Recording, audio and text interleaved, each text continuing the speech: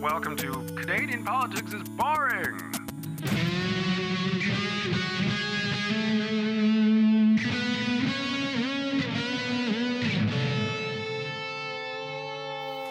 Hello, welcome to Canadian Politics is Boring. No, with you can me, do that. Reese and Jesse. You can do that better than He's a that. man with long hair, There you and go. he is my friend. Can you do that, but sing it but like rap it? I know No. you're incapable. Yeah, okay. No. Can you say it more enthusiastic? No, Okay. Can you say it less enthusiastic? probably. Let's try that. Hello, it's Reese. I'm with Jesse. Welcome to our show. He's my friend. How's that? That was good. I want to get into the content on this one. Just right away. No. I want to get into because this topic Yeah. has been very prominent in people's lives and on the news, and we haven't addressed it at all. We should welcome people to the show hello, first.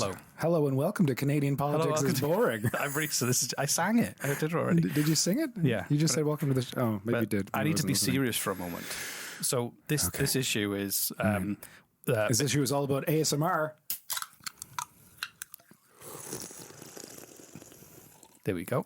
You're gonna feel bad when I start talking about the topic after your ASMR. Oh God! Well, I had to get it out before. This is going to be a depressing fucking No, episode. it's not. It's not. You lie. I know how much you love them It's on our comedy show. So we haven't talked about or addressed the undocumented and marked graves that were found in residential schools. Everyone in their right mind has been thinking about it and Yes. reflecting on it.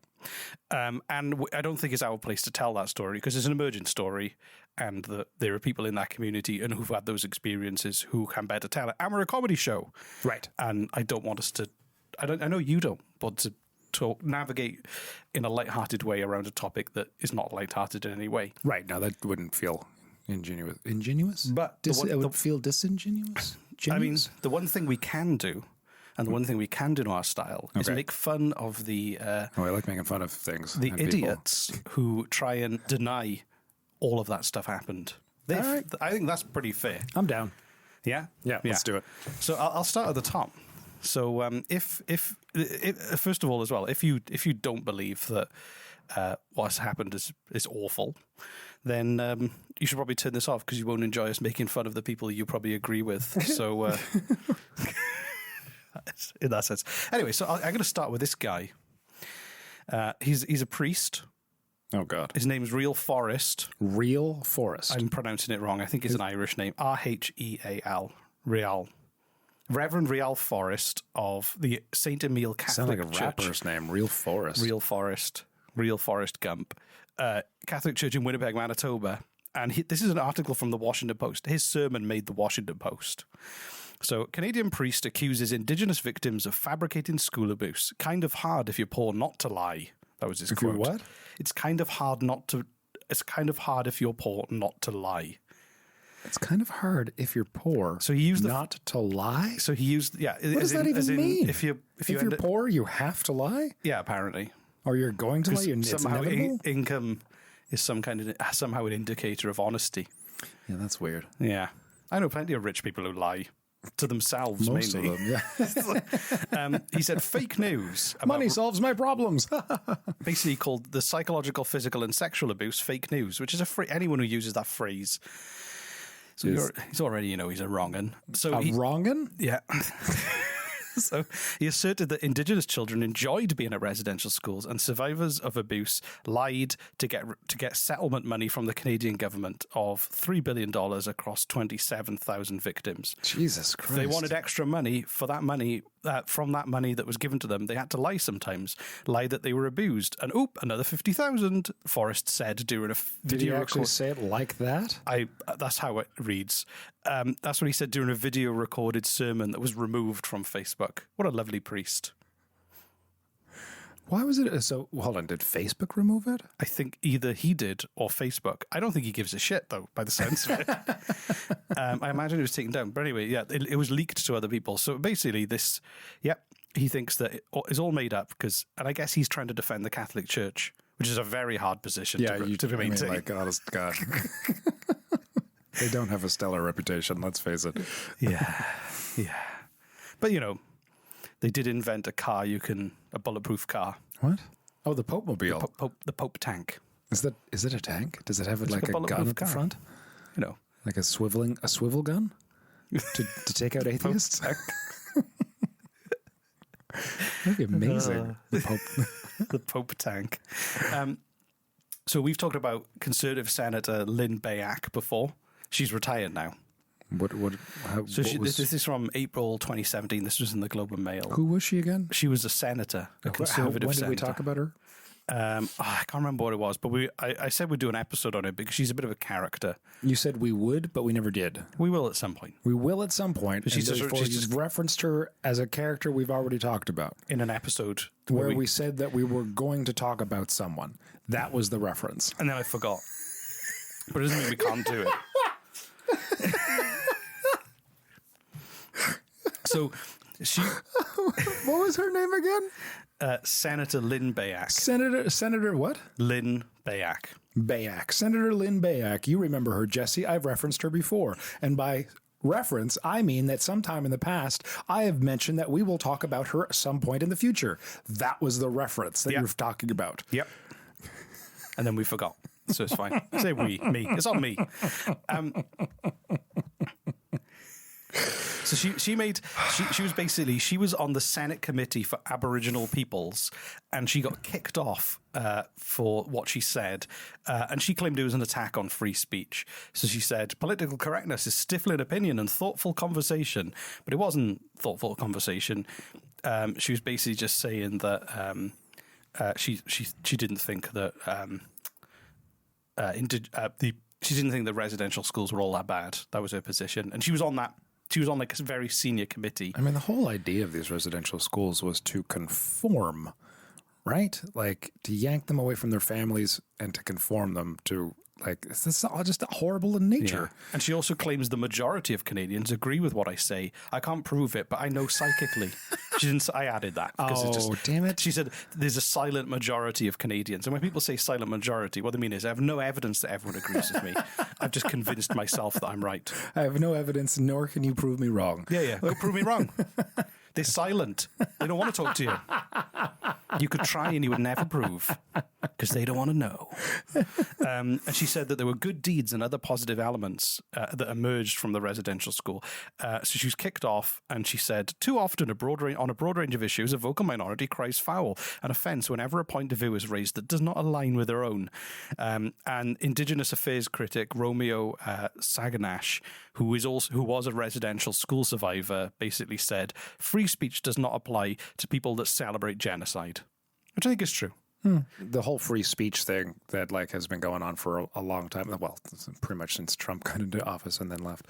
I mean, there's a counter argument towards all the free speech yellers out there. Yellers, a free speech yeller, which is basically like, yes, you can say whatever you want, but that doesn't mean there won't be consequences. That's not what free speech means. It doesn't mean you can say whatever you want without lose your job. You can lose your job. You can lose friends. You can lose family. You can lose Twitter can decide to kick you off. Totally. Because they're a private company. Yeah, they can do whatever the fuck they want. Exactly. Yeah. But also as well, like that's not free speech is like you don't get to go to prison for saying something. That's free speech. But that doesn't mean it's free of consequences. And also, when your free speech makes other people fearful and feel less free, that's when you're kind of not considering the fact you're talking about your free speech. Consequences. What about other people's freedom to not live in fear because someone is saying, I want that group of people dead.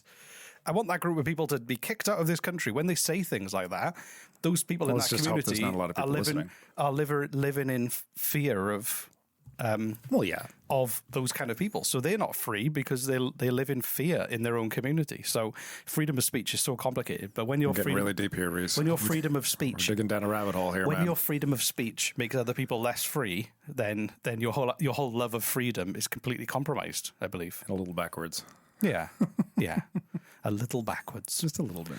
So anyway, Jason Kenney, he doesn't just hate Bigfoot. Oh, yeah, Jason Kenney. That was that was one of my favorite episodes I know.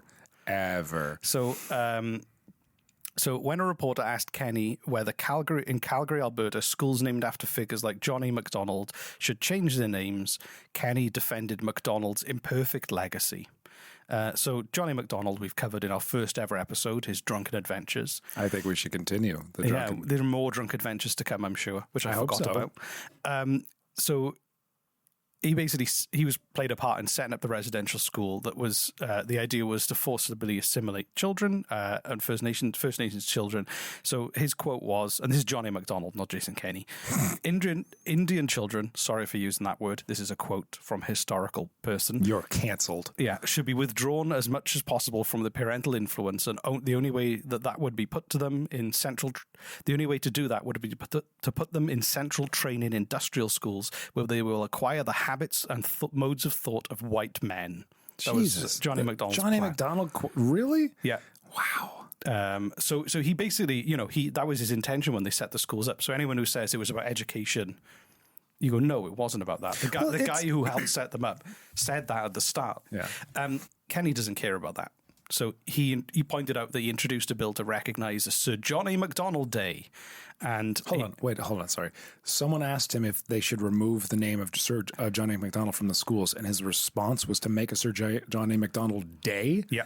That was his response. Yeah, that was part of his response. Fuck you, we're not removing the name of the school. In fact, there should be a Johnny Macdonald Day. There's a whole fucking day. Yeah. Okay, yeah. And he said, no Macdonald, no Canada.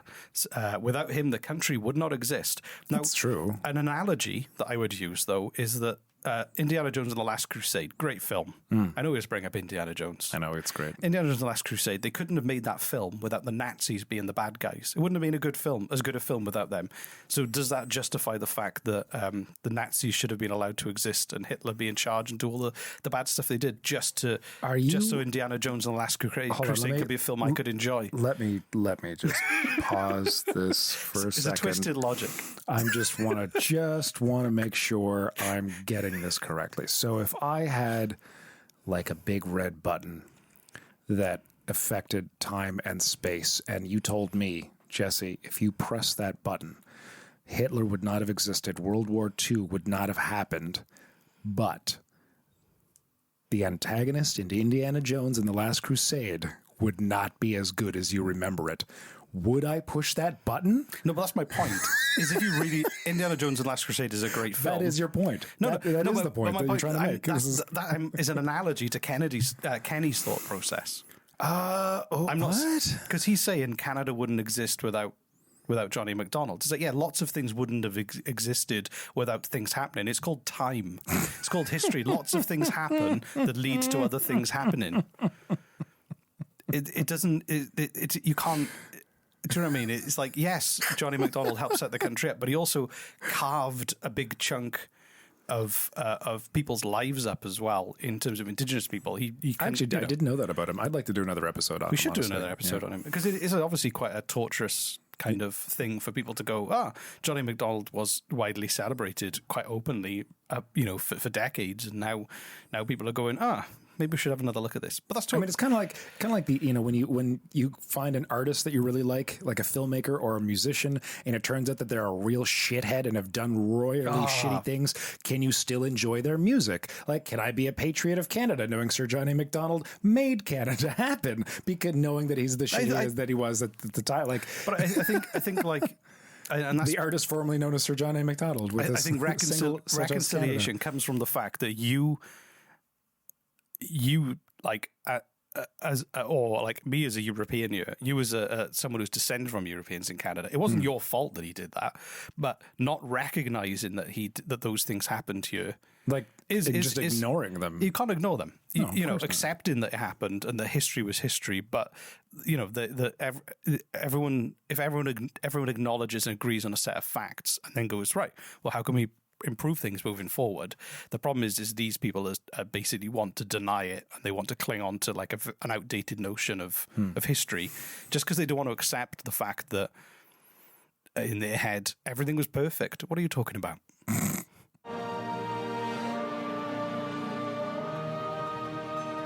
Hey Jesse, do you know what time it is? What time is it, Reese? Ad time. Yay! No, that's back after these important things. Ads. Hey, Griffin Steve here. and we want to tell you about our show. It's called Killed to Death, and every week we solve A made-up. murder. It's all improv with a ton of great comedy guests like Sean Cullen, Mark Little, Sarah Hennessy, Becky Johnson, Chris Locke. a polite no from one of the members of legendary Canadian comedy group Kids in the Hall, Sometimes you can hear the guys who live above us talking through the ceiling. Nicole Passmore, and many more. Check it out on the Sonar Network, where you can find this show, or search Kill to Death wherever you get your podcasts. Killed to Death. It's usually less than an hour. We're going back to back. Hello and welcome to the Confederacy of Dunks Basketball Podcast. I'm your host, Freddie Rivas, and who in the hell are you, sir?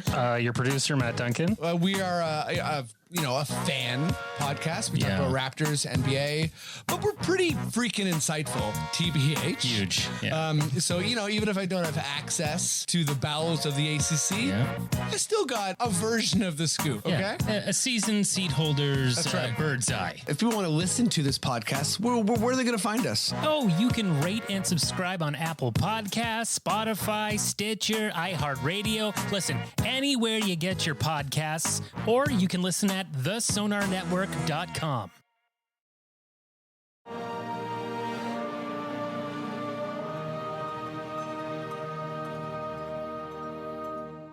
Johnny McDonald, he could drink everyone under the table. He could run 100 meters in 8 seconds. Is that true? No. I'm just saying, people like to make stuff up, it's...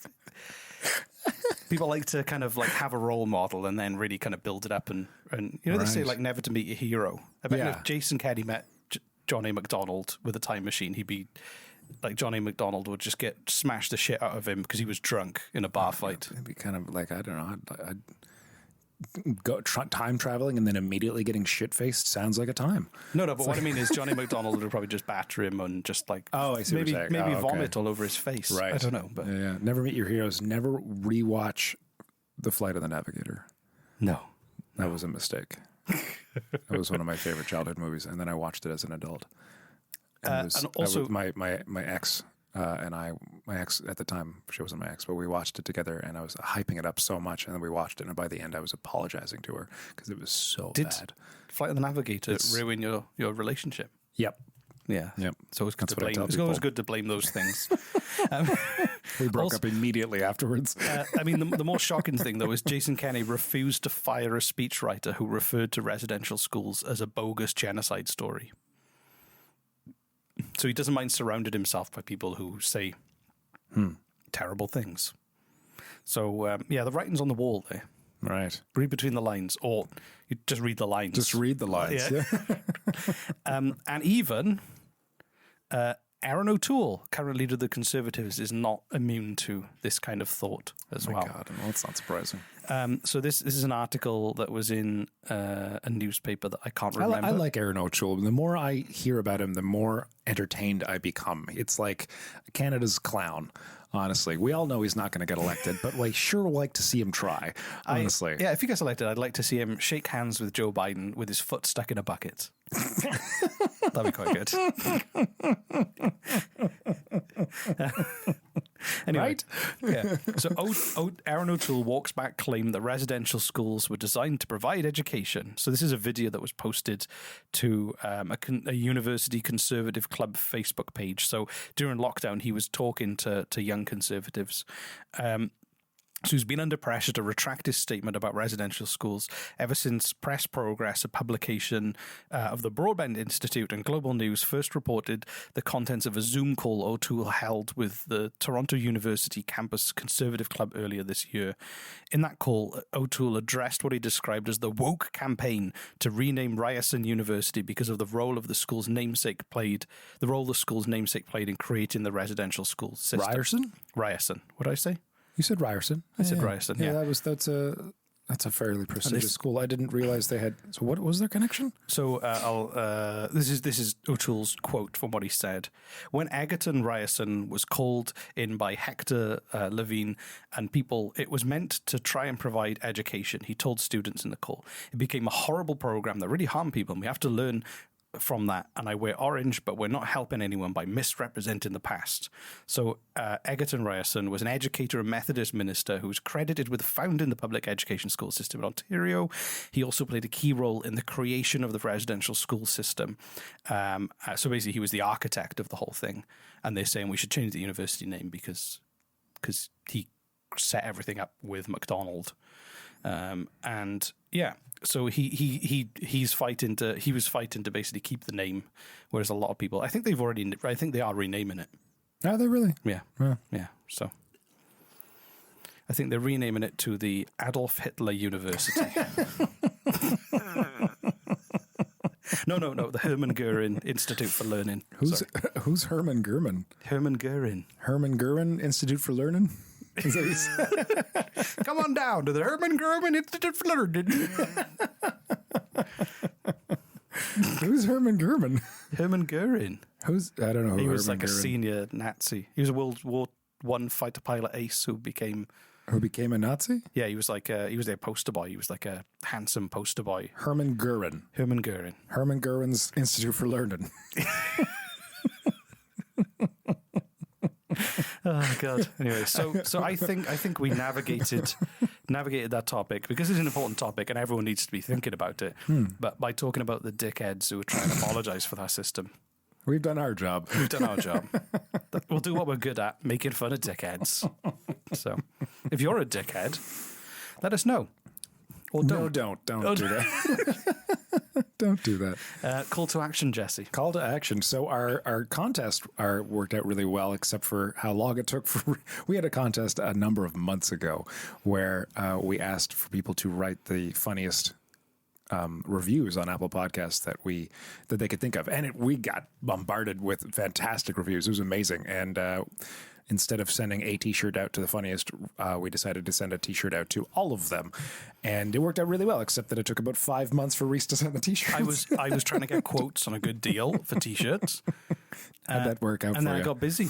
Well, it worked out fine. Everyone had T-shirts. So That's true. You did send them out. yeah. So everyone, if you would like to, Oh, but here, if you are one of the people who we sent a T-shirt out to, we would love to see you in one of those T-shirts. Please email us at CanadianPoliticsIsBoring@gmail.com with a photo of you in your T-shirt, or just tweet or Instagram us with it. We'd love to see it. I think Jesse that'd be keeps them amazing. in his collection. I do, and I look Yeah. at them every night. No, but I was going to say we're thinking about. If you ever need an incentive not to take a photo, So we're not doing another contest, but we are asking for Yeah, more if reviews. Send you've us a been- review of this time for nothing. if you really enjoyed the spy season, which we put a lot of work into, and we bombarded you with content creators, content, then yeah, give us some nice reviews to say thank you. It's not it's not money, but it'll do. The funniest reviews we might read on the show. Maybe Maybe I might. Just 'cause we it's could, fun. we should. Yeah, And it we just do tend to read our honestly, reviews God, it helps us a because lot. we are quite If you self-indulgent. feel like giving back to us, that's how you can do it. Honestly, no, it helps. It boosts us in the ratings. It's like it gets it us. does help us, and it's just nice for us. it It's just nice to know that people care and they're listening. It's nice to know you give a shit. Yeah. If you give a shit, let us know. And if you're a dickhead, and give us a review.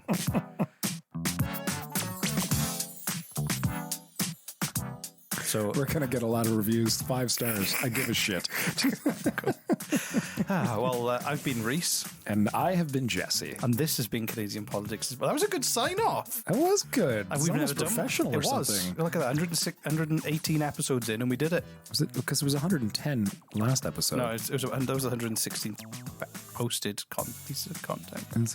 Something like that. Anyway, Okay. over 100 episodes in, and we finally got the end of it. So, ear holes, etc. Oh, I got you to say ear holes. I did say ear holes, yeah. Just as the word, but that's fine. I'll take it, Buttholes. whatever steps I I said can. that too. Let's not do that. Okay. Cool. Well, we're off now. Okay. Bye, Jason Kenny. We love you. And Bigfoot. And Big. Just forgive Big. I know, Jason, this is for you. I know that you hate Bigfoot because Bigfoot said nasty things about oil. Just give Bigfoot a chance. Forgive him. Just walk into the woods one night, take all your clothes off in the moonlight, and howl. and just howl. And wait for he'll Big. come and find you. He'll come and find you. Yeah. And he'll give you a big Bigfoot hug. Yeah. You'll make up. All will be forgiven. Yeah. and you'll just pet each other for a while. Then you just go home, drive home in your truck. It's getting dirty, Reese. An erotic novel about Jason Kenney having sexual liaisons with a Bigfoot. I'm going to go home and write this immediately. I'm going to run to Tim Hortons and write this on my laptop. If any one of our listeners are fanfic writers, Yes. you know what to do. Bigfoot, Jason Kenney, sex fan fiction. Oh my God. I would read the fucking. There's a whole genre waiting to be created. I would narrate that. Honest to God, somebody out there write it, send it to us. I'll narrate it and I'll put it out as a special bonus episode. I will. I swear to God, with music and sound effects, everything. Do it. As Bigfoot carried Jason like a baby over the rocks.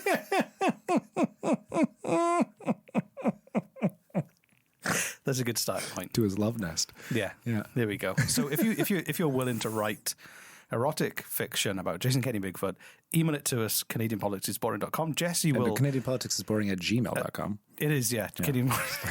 You just gotta I rant through it. forgot about the rest. I gave you a web address for an email. Jesse will narrate it and I will do all the audio design. And I look forward to doing the Foley sound effects. My only request is that there be sheep involved, non-sexually, that there be a race car, that there be a lute, and a big feast with all of Jason's friends who kind of secretly hate him. Yeah. There you go. That's my contribution to the story. Yes. Okay, cool. Great. So, bye. Bye.